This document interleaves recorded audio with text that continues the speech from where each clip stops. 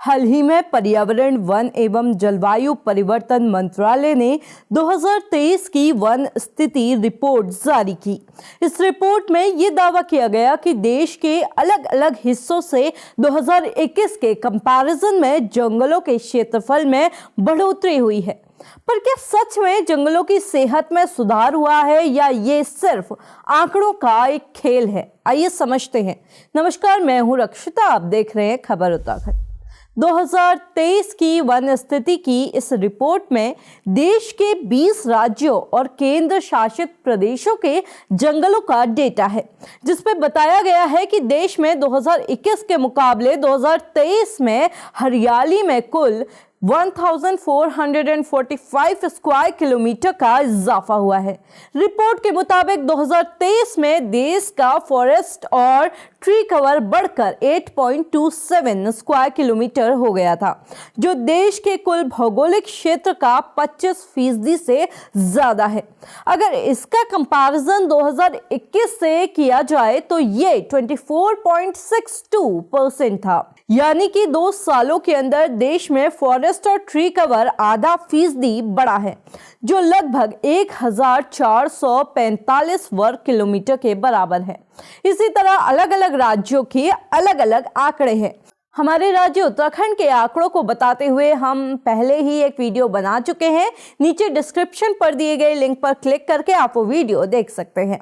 अब सवाल ये कि इस रिपोर्ट में जो डेटा दिया गया है, जिससे ऐसा लग रहा है कि देश में जंगलों के हालात सुधर रहे हैं, तो वो कहाँ तक सही है?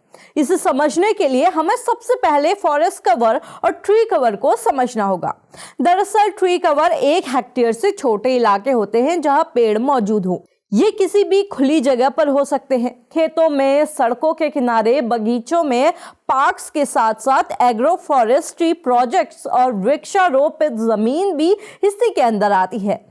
और फॉरेस्ट कवर 1 हेक्टेयर से बड़े जंगलों के इलाके होते हैं जहां बायोडाइवर्सिटी हो, झरने हो, नम मिट्टी, कीड़े मकोड़ों के साथ साथ वो सब हो जो जंगल का नाम सुनते ही आपके दिमाग में आ रहा है। अब आपको फॉरेस्ट कवर के बारे में थोड़ा सा और बताते हैं। दरअसल फॉरेस्ट की क्वालिटी का क्लासिफिकेशन कैनोपी डेंसिटी के हिसाब से किया जाता है। 70% या उससे ज्यादा कैनोपी डेंसिटी वाले जंगल डेंस फॉरेस्ट होते हैं। 70 to 40% कैनोपी वाले जंगल मीडियम डेंस फॉरेस्ट और 40% से कम कैनोपी वाले ओपन फॉरेस्ट।